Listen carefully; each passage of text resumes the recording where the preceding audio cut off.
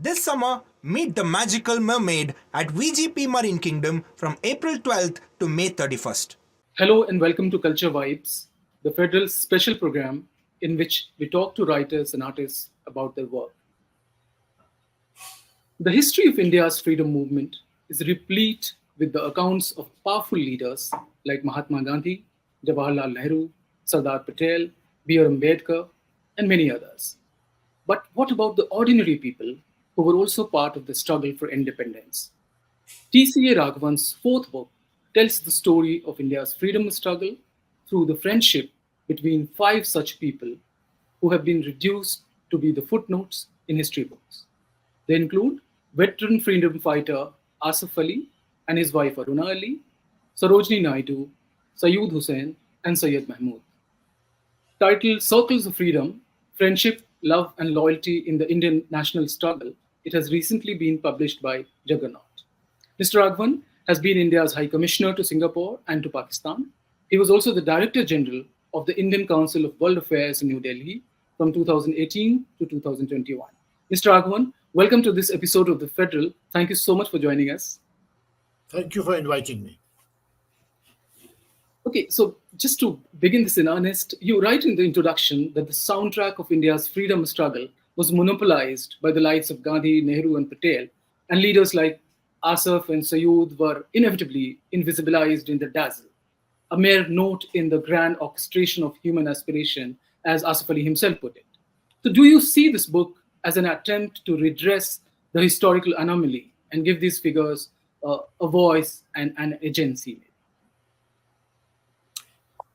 Well, my effort was to look at the main events, which are very evident and clear landmarks in the history of Indian nationalism from a tangential point of view. It's quite right that Asaf Ali, Aruna Asaf Ali, Syed Hossain, Syed Mahmud, and to some extent even Sarojini Naidu were not in the top ranks of the Indian national leadership. But it wasn't as if they were complete nobodies either. They were important people, but certainly not in the center of the radar screen. And while in their times, in particular contexts, they would have been well known, over time, memory of them has faded.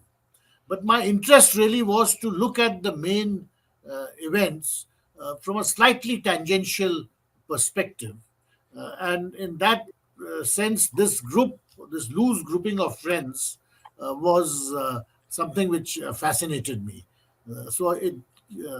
My book basically it provided me an opportunity to see how this group, these five people, their journey, their individual and collective journey through the freedom struggle, and also simultaneously looking at the main principal events, the Khilafat movement, the non-cooperation movement, the Salt Satyagraha, Quit India, etc., through this slightly tangential perspective of theirs. No, it's a deeply researched book and absolutely well written, which is gripping right from the word go. And that brings me to another question about how you write this. And you of course, as the book shows, that Asaf Ali makes for a very, very interesting character study. He was someone who disagreed with the need for a separate homeland, and also someone who faced a lot of skepticism from both the Congress and his own community. You write how he saw the need for moderation and understood, in some sense, the dilemmas of the time. But he was too peripheral a figure to change the course of events. Now, what made you keep him at the center of the narrative? Because it's only through his story that we arrive at the stories of others. Well, I used him to give a kind of narrative spine to the whole story, because Asaf Ali interested me for three or four reasons. One, as you mentioned, he was a moderate and a constitutionalist, and he often disagreed with the radical turn which the national movement occasionally took, but was too peripheral really to influence events. But nevertheless, he had a certain position which was slightly contrarian at that time. Secondly, I think he was a Muslim and he thought very deeply about the communal issue and its interface with nationalism. And in the end, as is well known, the Indian national movement or the Indian national struggle is both a great achievement, a colossal achievement, but also a very significant failure, because the attainment of freedom also ends with the partition of the subcontinent. So nationalism was both an achievement and also a failure. And Asaf Ali was somehow was because he was a Muslim, was at the center of these two somewhat contradictory trends of success and failure, and these coexist in the national movement in many ways. Thirdly, he was a Muslim who married a Hindu, and it was quite a quite a controversial step at that time, as it would be now. So his marriage to Aruna Asaf Ali also provides a slightly different perspective to this whole question of nationalism and communal polarization. And finally, within the marriage, you have two different perspectives, because, as I said, Asaf Ali is a moderate and a constitutionalist, while Aruna Asaf Ali increasingly becomes a more radical figure, who is impatient with slow, orderly progress, who doesn't see the point of these detailed negotiations over somewhat obscure points of law, and wants to take matter into her own hands and get down on the streets, leading agitations. So the marriage itself gives you these two different perspectives, which are always within Indian nationalism, the more radical edge and the more conservative trend. And also it provides, to some extent, this interface between a non-violent national struggle, which is what the predominant emphasis given by Mahatma Gandhi was, and which to a great extent Asaf Ali subscribed to, but also the view which was impatient with this, which thought that non-violence, is a fad. It has no relevance when you're struggling against a colonial state which has the monopoly of all violence, which is what Aruna Asaf Ali felt, and when she went underground during the Quit India struggle. So Asaf Ali's life and Aruna Asaf Ali together gave a narrative spine and a certain dramatic intensity to this story, but it also enabled me to explore these different questions more deeply. Right. There's a bit in the introduction where you quote that how, citing Lenin, he told him once that you are the state and I'm the revolution. And as you said, that their relationship and their marriage is also kind of very, very instructive for our polarized times. And this book, of course, is about a circle of friends, but you talk about the relationship that they shared with each other, beginning with how Sarojini Naidu, how Asaf Ali met Sarojini Naidu in London, and then you go on to trace through what was happening in the larger context of India and the freedom movement. I wanted to ask you about this where you situate the whole story in the larger currents of the freedom movement, and it is what the relationship gave in some sense, not just a meaning but also some sense of purpose, right? Well, as I argue in the book, and really that was my effort, that these were five individuals whose lives were completely transformed by the process of their integrating themselves with the national movement. It was a conscious choice they made. They need not have done so. We can very easily imagine Sarojini Naidu as a socialite, as a great literary figure, but not someone who's out on the street in the barricades, so to say.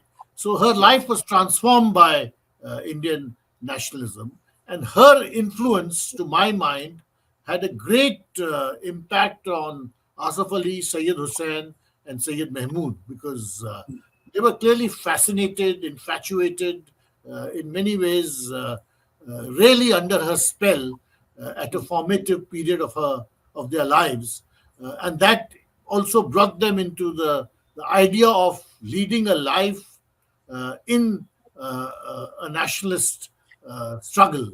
Uh, but Asaf Ali, you can imagine a different future for him quite easily. He was a British returned barrister and could have made a very very successful career in the bar, like so many others did, without again getting into the trenches. And the Right. same applies for Syed Mahmud, who was a important politician, political figure, Congress leader from Bihar, and went through a very traumatic uh, process during the Quit India movement. But he was also someone who was greatly impressed, and he was a young man who had never met a woman like Sarojini Naidu before, and he fell deeply in love with her. It was infatuation. It was an infatuation of a young man with an older woman. But that influence brought him into the nationalist fold. But he could have also had a different career. Again, as a very successful lawyer, he was also trained uh, in Britain as a lawyer, and could have been a name for himself in the bar. Syed Hussain, similarly, could have been a very successful journalist without having to be in the trenches, so to say. So their lives, and Aruna Asaf Ali again, married to Asaf Ali, could have been a major socialist, involved in all kinds of good social works, but not a radical firebrand going underground, spending time in jail. Uh, so these were people whose lives were deeply transformed by the nationalist environment. And it's good to remind ourselves of that, because you can imagine very successful careers for each of them without their being in the national movement, or without their having to make the kind of very difficult choices, great personal sacrifices which they all made. But that was the transforming nature of Indian nationalism, and you're quite right. I situate my book in that larger context. Right. In particular, I think it was Asaf Ali who was. You mentioned how when he meets her in London, and it was the time when she had already published two poetry books, and a year before Rabindranath Tagore won the Nobel Prize for Literature for Gitanjali, and she was a celebrity as in India as well as in London, and I wanted to ask you about how she sort of helped him. You write that she was the one who sort of opened up the horizon for Asif in London and subsequently in India, where he sort of she was influenced on him in a way that helped him reclaim and redeem himself by serving the cause of freedom. If you could talk a little bit about that. Well, Sarojini Naidu is an extraordinary figure, and when you go into the details of her life, they're fascinating. She was a gregarious person, very full of life, with a great deal of charm. She liked being in the center of a court. Uh, at the same time, the fact that she grew up in Hyderabad gave her a certain view about the need for uh, a fraternal relationship between Hindus and Muslims. So she took a special interest in Muslims, and she had a very large number of Muslim friends, and made an extraordinary effort to make them feel important and valuable. And that is precisely the kind of relationship she forged with Asaf Ali, with Syed Hussain, and with Syed Mahmud. And this comes through very clearly in the letters they exchanged with each other. Some of the letters, and especially Sarojini Naidu's letters to Syed Mahmud and Syed Hussain, and to some extent to Asaf Ali, have survived. And in that you get the sense of this vivacious very attractive woman who is trying to give these young men a sense of a life in the public sphere, and telling them about uh, or informing them about a larger purpose to their lives, and that larger purpose could be, very broadly speaking, something to do with Indian nationalism or the cause of India.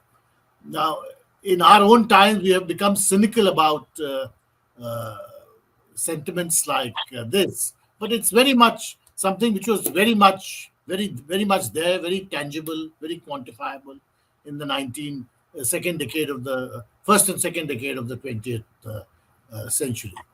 Now, I think in their part, each of these three young men were fascinated by Sarojini Naidu, and she perhaps gave them a sense of, and perhaps awakened their sense of public service. And that really is what led to the beginning of this story, where they all join in different ways the Indian national movement. Because they were young Muslim men, educated Muslim men, the social and political environment of the time also had a great influence. It was not just these personal influences. There was a great deal of intellectual interest amongst Muslims in India at that time, with the fate of the Ottoman Empire, which led to the Khilafat movement, and the Khilafat movement then merged with the Gandhian phase of Indian nationalism. So that those larger political currents also had a influence. But this Sarojini Naidu, this friendship with Sarojini Naidu, and this friendship with each other certainly also acted as a very important molding force in their journey, in their initial steps into the Indian national movement. Uh, Aruna Asaf Ali, of course, joins the story at a somewhat later stage, because Asaf Ali meets her in 1928, and they get married shortly thereafter. So her trajectory is a slightly different one, because she begins very much as a, Aruna Asaf Ali, the marriage, apart from it being a Muslim marriage, is also interesting because there's a considerable age difference between them. Asaf Ali is 40 or 41, and she's about 19 years old. So there's a generational issue also involved in that marriage. So Aruna Asaf Ali's trajectory follows in the beginning. It emerges from her marriage to Asaf Ali, and then because she was married to this upcoming congressman in Delhi, she's present at a number of significant landmark events of Indian nationalism, such as Bhagat Singh throwing a bomb in the assembly chamber, and then Asaf Ali defending him in the court, and others. It's a slightly different trajectory, but it certainly merges into this larger current of Indian nationalism. There is an interesting bit about Asaf Ali's, and when I think he's a Stephanian like you, and when he goes to Aligarh and there's something that repels him, and he comes back from Aligarh, and then I wanted to ask you about how all these people in a way also came from different, even though it was intellectualism that brought them together, because in some sense they also shared that bond, the very, very sort of cerebral kind of chemistry that they had. But this bit about how they sort of, where they studied and where they came from, how that sort of influenced them. Would you talk about that? Well, as you said, Asaf Ali was a Stephanian, and he consciously chose not to join Aligarh Muslim University. Right. One is not quite sure of the reasons, but I've delved a little bit into that because he gives some hints himself, but he consciously chose not to go to Aligarh Muslim University. He joined St. Stephen's College, and from there went to London to get a law degree. Syed Mahmud and Syed Hossain, on the other hand, consciously chose to join Aligarh Muslim University. But their experience of Aligarh was somewhat different from the mainstream Aligarh experience at the time. And they identified themselves with a group which felt that there was need for Aligarh to be more in tune with what was happening in the rest of the country, and in particular, it should be aligned with the Indian National Congress. While others in Aligarh at that time, Aligarh was basically a very loyalist kind of institution. It was set up by those who wanted. It was set up by a group of Muslims who felt that having a strong relationship with the British Raj, that would serve the best interests of the Muslim community. Now, Syed Hussain and Syed Mahmud felt differently, and later you can see also how that particular trajectory maintains itself, because unlike many other graduates of Aligarh who drifted almost naturally to support the Pakistan movement and Muhammad Ali Jinnah, both Syed Mahmud and Syed Hussain stayed loyal to the Indian National Congress. So, so there is a difference between the Aligarh experience and the St. Stephen's College experience, but their lives in London as students were largely similar. And at that time, they got influenced a great deal by the Khilafat sentiment and the sentiment in favor of the uh, Ottomans, and the fact that they felt, as Muslims, they felt greatly disturbed that the Ottomans, who were the last surviving major Muslim dynasty, was eroding in front of their eyes, and individuals such as Muhammad Ali and so on played an important role in their lives. But I mean, through those kind of events, you find them becoming important figures in the Indian National Congress. Syed Hussain, of course, his story is a somewhat different one, because he was not interested in being a lawyer. He was more interested in being a journalist. And he came back to India and joined the Bombay Chronicle, which was a very important nationalist platform, whose editor was an Englishman named Horniman. And from the Bombay Chronicle, he moved to Allahabad to work in a newspaper which had been established by Motilal Nehru, and there fell in love with Vijay Lakshmi Pandit, and they eloped. Nehru, Motilal Nehru's daughter, and that marriage. I mean, that I think marriage would be a somewhat exaggeration. That the elopement and that they were children. They were very young. He was about 22, 23. She was a teenager.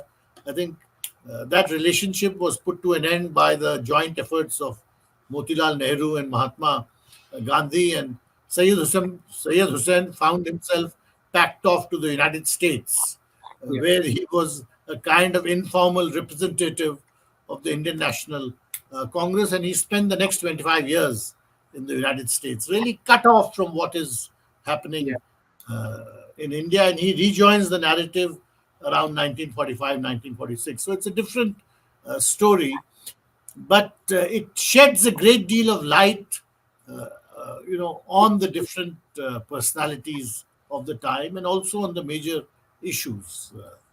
For instance, this elopement and the kind of reaction it evoked from Mahatma Gandhi and Motilal Nehru is quite interesting. And in fact, I was reading this biography of Vijay Lakshmi Pandit by Manu Bhagwan, and has written about this, in great detail.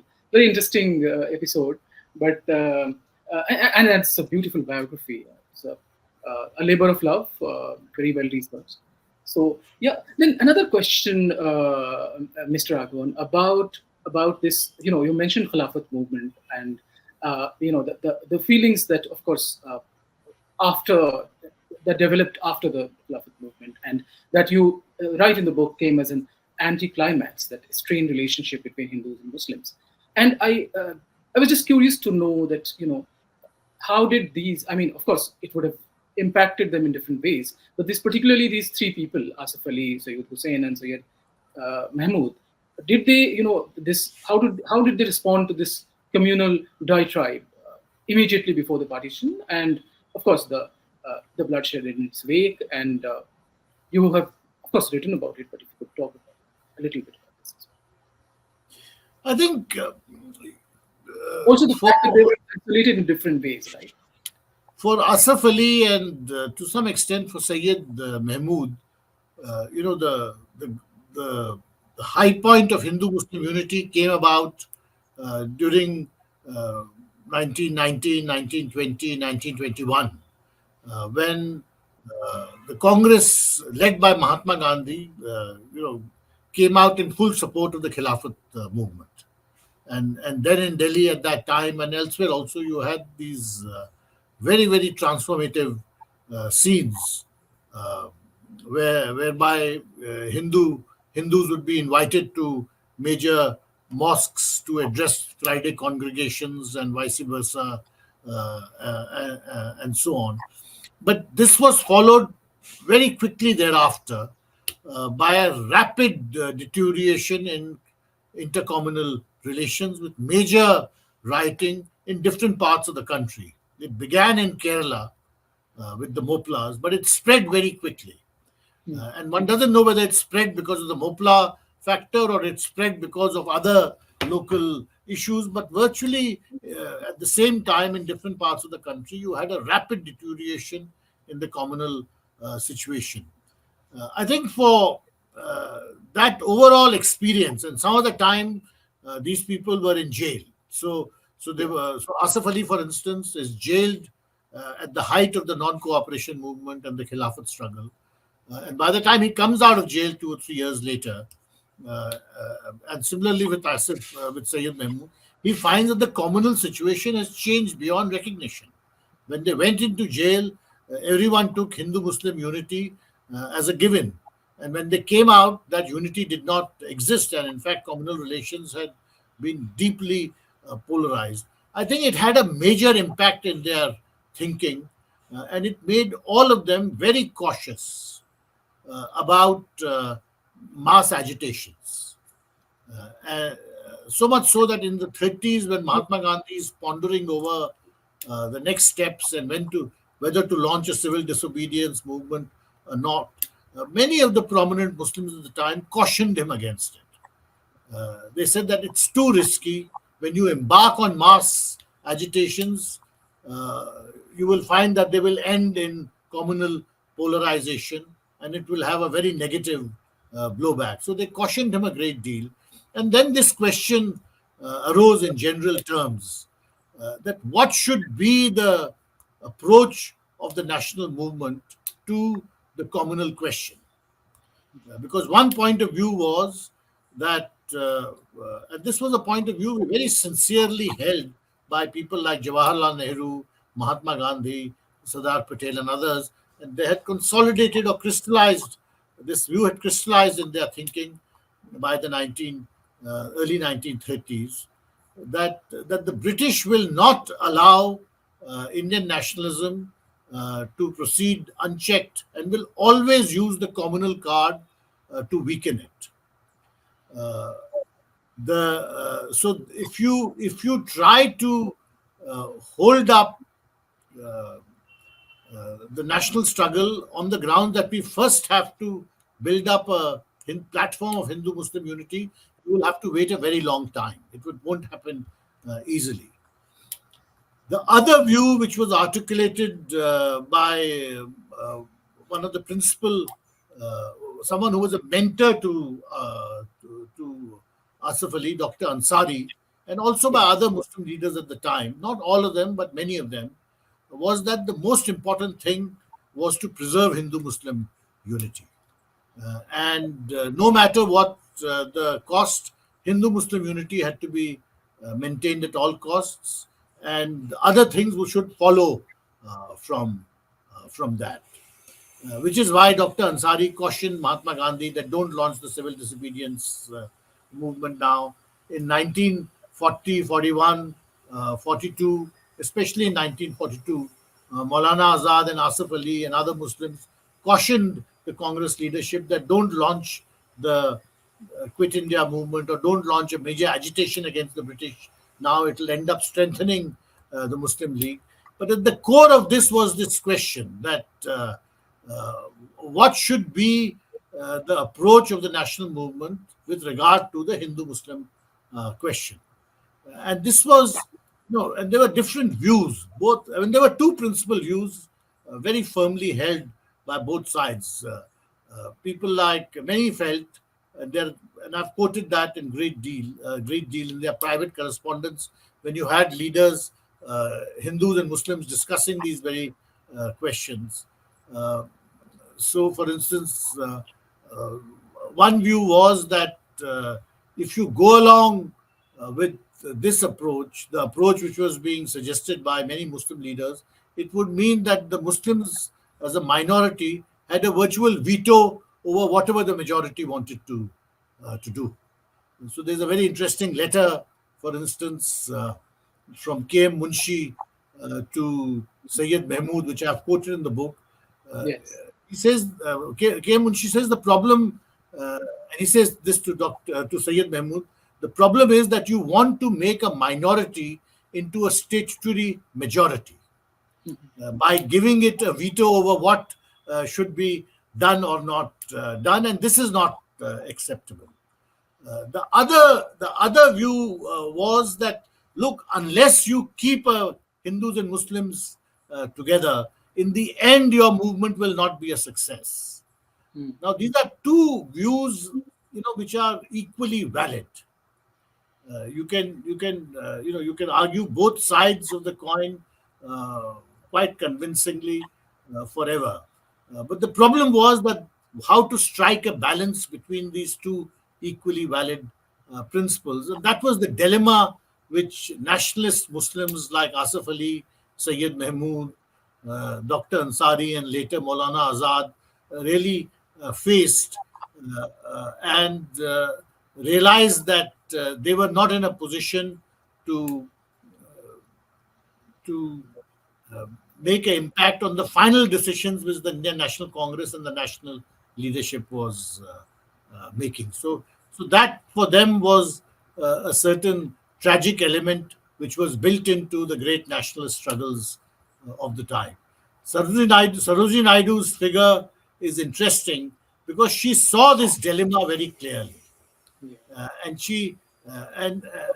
to a great extent, she felt that the Muslim intellectuals and Muslim leaders who were counseling patience and restraint and a more conservative approach, they were right.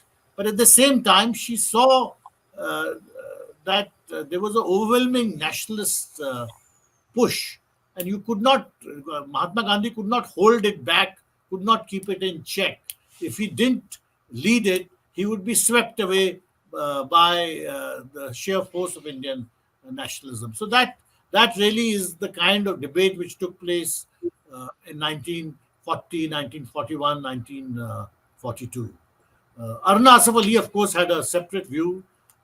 For her, the only way to forge Hindu-Muslim unity was through agitation and in the barricades. And this was a view which virtually many in the Congress disagreed with very strongly, but that was her view.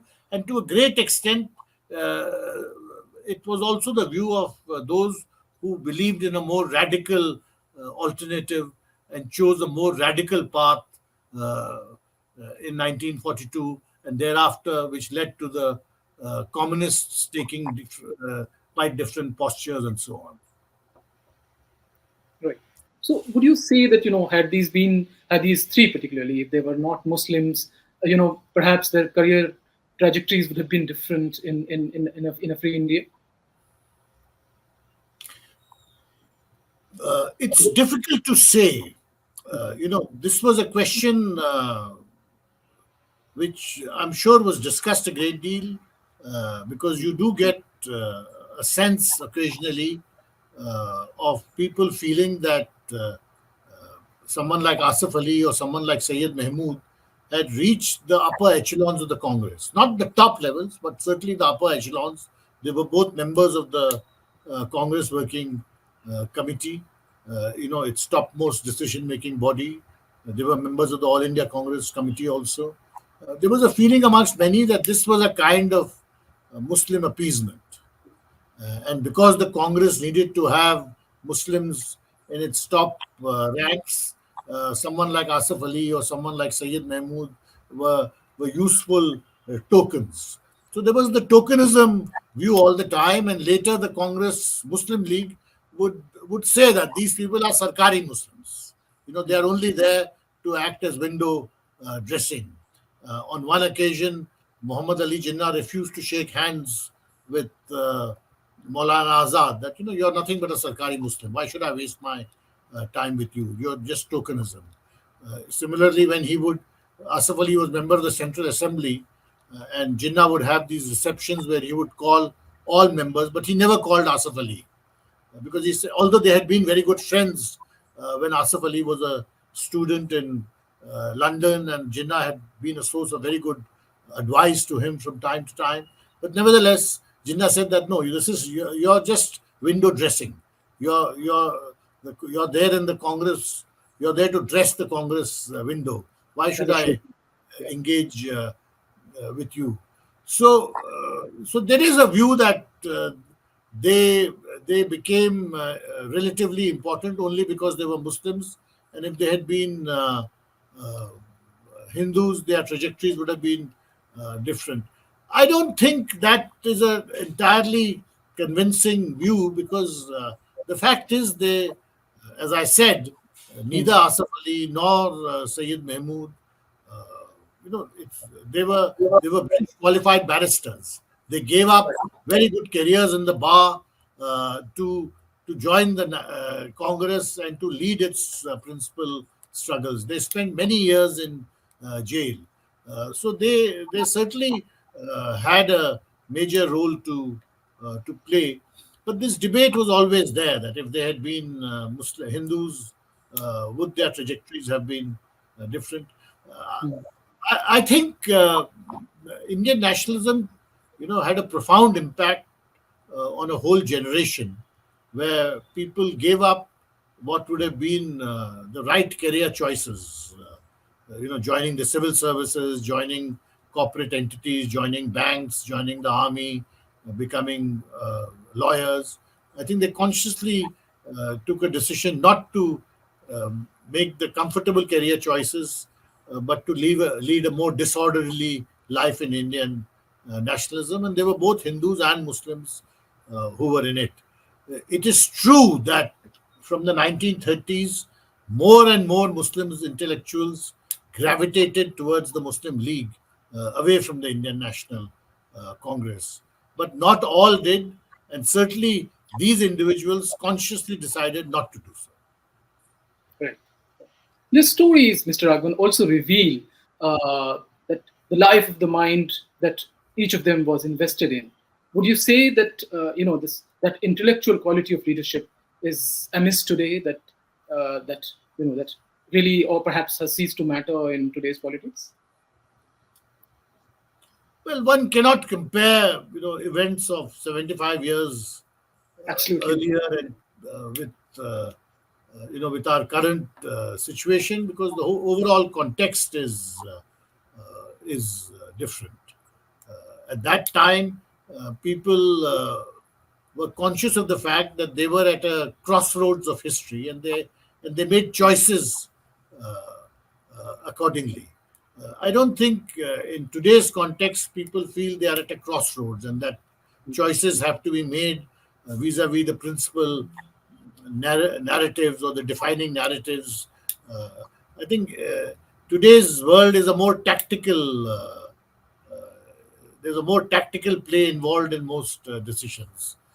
At that time, nationalism provided a kind of a meta narrative in which individuals would submerge themselves. So you can't compare the quality of leadership then with the quality of leadership now, because the overall context has changed. But it is true that many of the people who joined politics or joined public life at that time did so uh, when they had other choices. They could have done many other things with their lives. As I said, they could have become lawyers, literary figures, etc., etc. So it was in today's context. You don't have many political leaders, who of that kind. You don't have people who have other options and then came into politics. Today's politicians joined politics as a career right from the very beginning. They from student politics to university politics to college to university to local levels and regional and national levels of politics. It is politics which has defined them from the beginning. It's not as if they have had other options and then they come to politics. Right. Mr. When coming to your previous three books, they have been, I mean, at least two of them have been about little known figures, or at least figures that we do not tend to talk about more. People like Baram Khan and Abdul Rahim Khana, and then historians like Jadunath Sarkar, G.S. Sardesai, and Raghuveer Singh. And the question is, what brings you to history, and what makes you tell the stories that you do in your books? Well, I like the idea of researching not totally unknown or totally anonymous figures, but I like the idea of finding out more about relatively lesser known figures, and in the process seeing the world through their eyes. So Abdul Rahim Khan and Baram Khan were important nobles, but they were not they were not part of the imperial family. So Yeah. it gives you a different perspective. Similarly, I was interested in the three historians because I wanted to see as to how their friendship and their association impacted the kind of histories that they wrote and what. So I was not looking so much at what happened in history, but I was looking more at the historians who were studying what happened uh, in, in history. In this book, as I said, I wanted to see the main events through lesser known or relatively lesser known figures, but I also wanted to ask, the main currents of Indian nationalism are very well known and they've been written about a great deal. I wanted to ask slightly different questions, and the questions I asked were what is in the subtitle of the book, which is friendship, love, and loyalty. I wanted to see as to how relationships change, how they impact the individuals concerned, and how individuals mature and change during the course of their journey through Indian nationalism. So the questions I was asking was not about the big political issues, although that is there, because in the end, it's a book about Indian nationalism. But the questions I'm asking are about their interpersonal relationships, their friendships, and the idea of loyalty. And this idea of loyalty is prominent because during the period 1942 to 1945, all of these individuals are in their loyalty is tested. Asaf Ali and Syed Mahmud are in jail in Ahmednagar Fort, along with the rest of the Congress working leadership, Congress working committee leadership. Aruna Asaf Ali has gone underground. Sarojini Naidu, for some time, is in jail in the Aga Khan's palace along with Mahatma Gandhi, and then she, because of ill health, is released and she spends time in Hyderabad with her family. But the loyalty is tested because the question which is asked is why are you persisting in a course of action, especially for Syed Mahmud and Asaf Ali, which you do not fully agree with. So the questions I was asking from the evidence were also about these three themes of friendship, love, and loyalty, especially in the context also of the Aruna Asaf Ali marriage. Uh, so while it is a book about the politics of the first half of the 20th century, it's also about these different relationships. Like the first part of the 20th century, I think the first half of 21st century also in a way different, and we all agree that it's a very crucial time in India's history. And I was just curious to know, as a writer and historian, where you see us going from here. How do you see historians writing about this moment in India's history?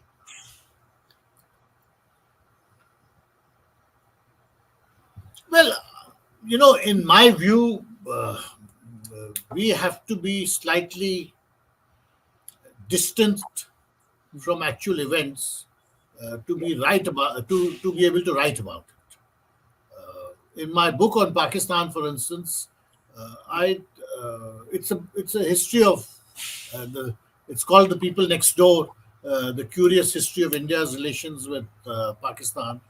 But I don't really write at all about the time I spent in Pakistan, because I do believe that we have to distance ourselves from events if you intend to write their history. You cannot write about contemporary events as a historian.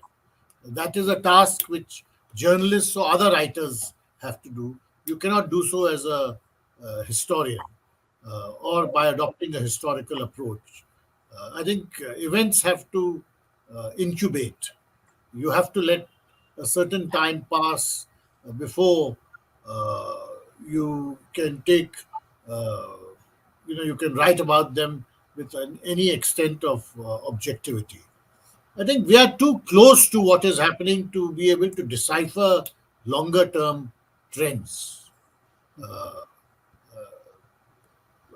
Now, it is possible that as a journalist or as a activist or as a political commentator, you can identify and see longer term trends, and people have done so. But I think for historians to try to identify trends is more difficult, because they are too close to the event to be able to write objectively about it. So I can, we can, I can have a view about where I see things heading, but Yeah. that is a view as an informed individual or someone who reads newspapers and someone who is discussing and trying to find out where we are. I think a historian's approach is somewhat different, because it has to be based on evidence and a careful marshalling of different kinds of facts to come up with a uh, rigorous interpretation. Right. One last question, Mr. Raghavan, about Pakistan, since you have mentioned not just for the fact that you were an ambassador to Pakistan, but also you, as you mentioned, you wrote a very scintillating account of India-Pakistan relationships through the decades, and it's a country that seems to be in a disarray, both economically and politically. And I was just wondering, what do you make of the recent developments there, including the theatrics around the commemoration of Pakistan Day? Well, you see, Pakistan in the last 3 or 4 years has gone through a series of crises. There's been a major economic downturn. There's been a great deal of uh, political crisis, a lot of political polarization. Their neighborhood relationships have deteriorated with Afghanistan, with Iran, with India, of course. Uh, so all of this together means that the country has been on a downward spiral. And in the middle of all that, they had these very contested elections, which has thrown up, in many ways, a fractured kind of verdict. So it's not easy to make a prediction about how Pakistan will fare in the future, but one can make a pretty reasoned argument that it is going through a very, very difficult time. And but in Pakistan, crisis is not new. They've periodically been faced with such crisis, and many times we have felt that uh, Pakistan is now at a turning point. That this is going to lead to a new direction or a new trend will set in, but it did not happen. To quote AJP Taylor, uh, in Pakistan also, he was writing this about Germany, but it applies to Pakistan too. That history came to a turning point but did not turn. So with Pakistan also, it's often come to turning points, but without any real change taking place. I think from an Indian perspective, we have to be very realistic about Pakistan. And by very realistic, I mean that we have to deal with Pakistan as it is and not how we would like it to be. So, for example, our main interest is in having some extent of stable relations with Pakistan because you have a deeply adversarial relationship with it. It has nuclear weapons, and you don't want to be in a situation where relations start spiraling downwards and you cannot control it. So the international environment today, provides two warnings to us. One warning came in the form of the Russia-Ukraine war in Europe. Now, whatever may be your view about Pakistan, one trajectory you do not want to take is the Russia-Ukraine trajectory. And I think that applies both to Pakistanis and to Indians. Nobody wants to end up in a kind of situation where there are going to be no winners and only losers. The second warning has come from the situation in Gaza. Whatever else you want to do, you don't want to end up in a situation like Gaza and the Palestinians are in now, where there are going to be no winners, only losers. So if you don't want to end up in a situation like that, then you have to try to stabilize the relationship. And as I said, that means you have to be very realistic and clinical about the fact that Pakistan is a neighbor. It's the fifth largest country in the world. It has nuclear weapons. You have to deal with it as it is. So that is my view about Pakistan.